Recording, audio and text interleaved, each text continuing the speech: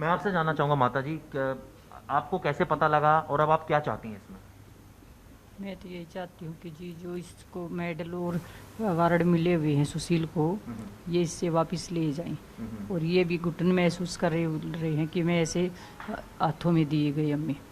और मैं यही हाथ जोड़ के मोदी जी से विनती करती हूँ कि इसको फांसी की सज़ा होनी चाहिए। और मैं दिल्ली सर पुलिस का धन्यवाद करती हूँ कि ये इतने अच्छी तरह काम कर रही है। और हमें तो इंसाफ होना चाहिए पूरा, मोदी जी से भी और मीडिया से भी और जनता से भी हाथ जोड़ के यही विनती करती हूँ जी। एक माँ के लिए बहुत बड़ा दुख की घड़ी थी जब ये पूरा वाकया हुआ, आपने सुना ये सब?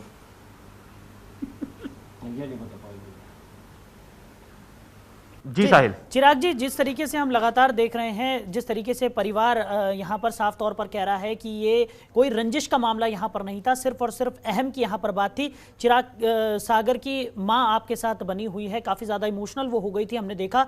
लेकिन उनसे जानना चाहेंगे, क्योंकि एक माँ के लिए बहुत ज़्यादा दुखद ये होता है कि जिस तरीके से उनके जवान बेटे की मौत यहाँ पर हो गई है, और जिनको वो अपना गुरु मानता था, उसी गुरु ने इस पूरी घटनाक्रम को अंजाम दिया है। उनसे जानना चाहेंगे कि वो क्या सोचती हैं, और अभी तक जिस तरीके से पूरे मामले में कार्रवाई हुई है, क्या वो संतुष्ट हैं, और आगे किस तरीके की कार्रवाई वो चाहती हैं?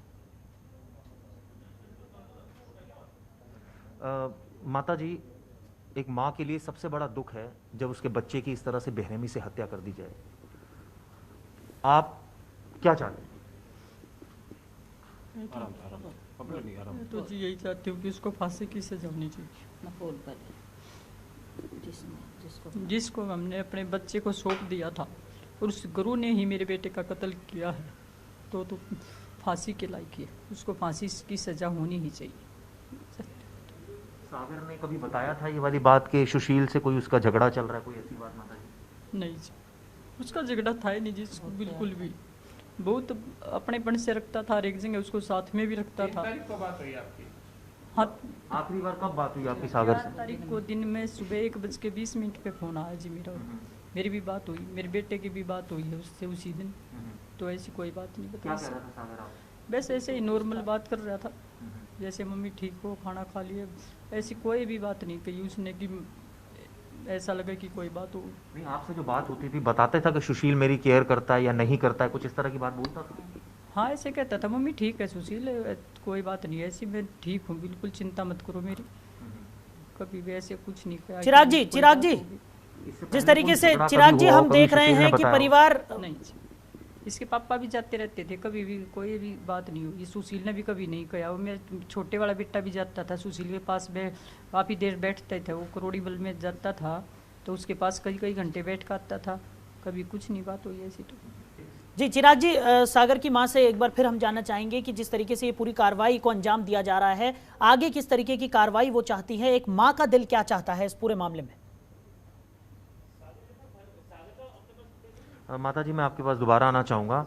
अब आप क्या इसमें चाहते हो, जिस तरह से एक माँ को पीड़ा है इस तमाम चीज़ों को? किसी और माँ का सपना अधूरा नहीं रहे।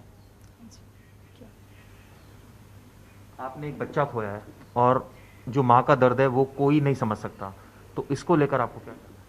मैं तो यही कहूँगी जी कि ऐसा किसी के साथ नहीं हो। जो आज मेरे को दुख सहन करना पड़ रहा है, तो किसी माँ को ऐसा दुख नहीं देखना पड़े, ऐसा दिन तो किसी को भी नहीं देखना। और वो भी गुरु के हाथों अपने शिष्य का कत्ल हुआ है, तो ये बहुत शर्मसार की बात है। पूरे देश के लिए है ये, मेरे लिए नहीं, अकेली के लिए नहीं है। अब आप क्या चाहते हैं, इसमें क्या कार्रवाई होनी चाहिए? ये कुश्ती जगत पर कलंक है। पूरे देश का बेटा था वो, मेरी जान था मेरा बेटा, लेकिन पूरे देश की शान था। तो ये पूरे देश की बदनामी है कि वो इतना बड़ा काम इसने किया है। अब आप क्या चाहते हैं इसमें, आरोपी को क्या? मैं तो यही चाहती हूँ कि जी इसको फांसी होनी चाहिए, और मेरे बेटे को तभी इंसाफ मिलेगा जब इसको फांसी हो जाएगी। खबरों के निष्पक्ष विश्लेषण के लिए सब्सक्राइब करें Jantantra TV and press the bell icon. Never miss any update.